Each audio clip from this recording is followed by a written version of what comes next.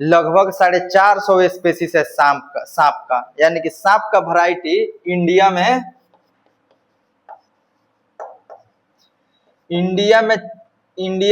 450 variety है सांप का, जिसमें से बस 10 गो काटता है तो इंसान मरता है, 10 गो के पास में पॉइजन होता है। बाकी बाकी जितना भी होते हैं ना 440 वो सब पॉइजन लेस होते हैं, ठीक है। बाकी सारे के सारे स्नेक जो होते हैं वो पॉइजन लेस होते हैं। अब जैसे मान के चलिए कि कोई पॉइजन वाला सांप काट लिया, दो तरह का सांप जो होता है उसका जहर जो होता है दो तरह का होता है। पहला होता है न्यूरोटॉक्सिक और दूसरा का होता है हेमोटॉक्सिक। अब मान लीजिए कि किसी इंसान को अगर हेमोटॉक्सिक वाला स्नेक अगर बाइट कर लिया, कि जैसे कि किसी इंसान को अगर हेमोटॉक्सिक वाला अगर स्नेक काट लेता है तो क्या होता है, जैसे होता है कि ह्यूमन बॉडी का जो ब्लड है ना बॉडी में, उसमें का जो हेमोग्लोबिन है ना वो खत्म हो जाता है, उसके वजह से ब्लड जो होता है वो क्लॉट करने लगता है।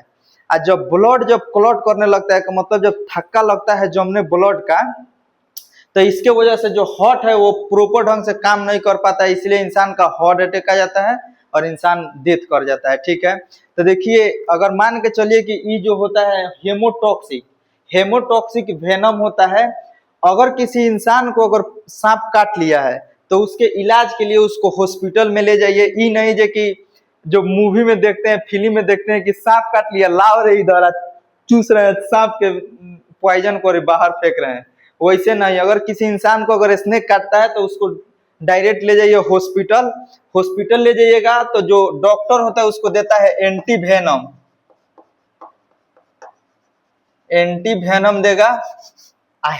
वेनम देगा तुरंत 5-7-10 बोतल पानी चढ़ाने लगेगा। अगर पानी चढ़ाने लगेगा तो पानी चढ़ाने से क्या होता है कि जो ब्लड थक्का जम गया है यानी कि जो ब्लड क्लॉट कर गया है उसको पतला कर देता है। पानी जितना चढ़ेगा उतना ब्लड पतला हो जाएगा और उसके वजह से ब्लड में लगेगा क्या, ऑक्सीजन दौड़ने, और इंसान बच सकता है, ठीक है। और ये होगा अगर मान के चलिए किसी इंसान को अगर न्यूरोटॉक्सिक